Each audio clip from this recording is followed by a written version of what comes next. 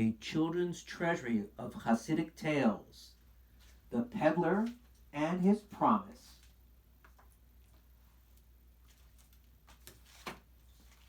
It was a cold winter night. A poor Jewish peddler walked and walked. He was looking for something to eat and a place to sleep. He walked through the Gentile section.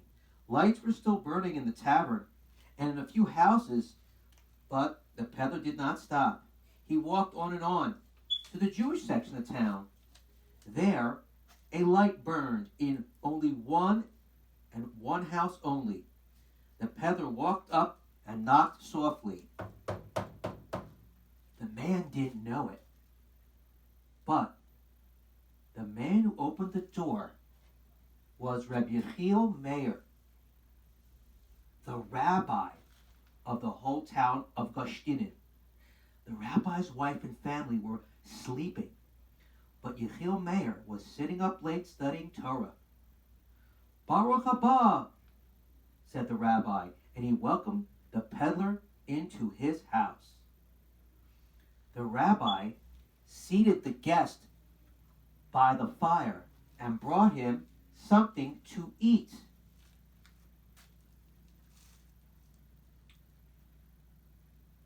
The man ate quickly. Watching him, Reb Yechiel Meir knew that he was still very, very hungry. Perhaps he hadn't eaten all day, or maybe for a few days. The rabbi did not want to wake his wife up, so he himself looked for something else to serve his guest. There wasn't very much food in the house. All the rabbi found was a jar of dry cereal and a pan filled with cooking oil.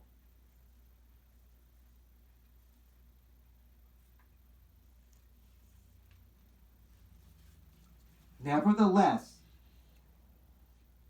the rabbi put the pan into the oven where the coals were still hot, and he cooked up some food and offered it to the guest. And he did so with a big smile on his face. The peddler ate the cereal until he was full, and then, too tired to take off his boots, he fell asleep on the rabbi's couch with his boots on. The next morning, the rabbi quietly walked through the house. He whispered to his family, "Shh, shh, don't wake up the guest." Shortly after the rabbi left, the peddler woke up, said Modani, washed his hands and face, and went quickly to the shul.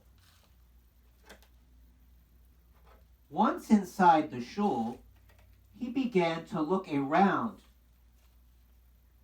Yes, he was looking for his host, the man who fed him last night, the man who gave him his couch to sleep on. There was a man there who looked like the man,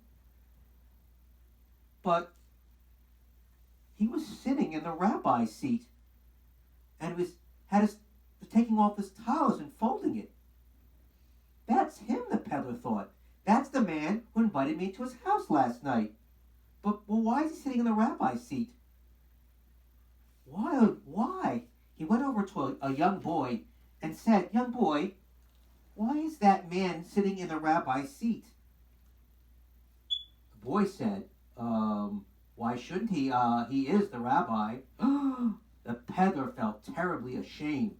If he had known whose house it was, he certainly would not have knocked on the door.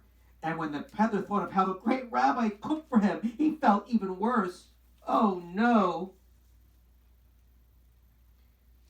"Oh, Rabbi, please forgive me. When I came to your house last night, I didn't know who you were. If I'd have known, I wouldn't have bothered you."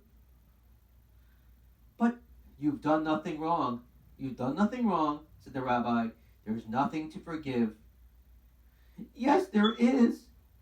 Letting you cook for me and serve me and sleeping on your couch with my dirty boots. That's no way to honor a great man. They walked home together, the two men, after shul.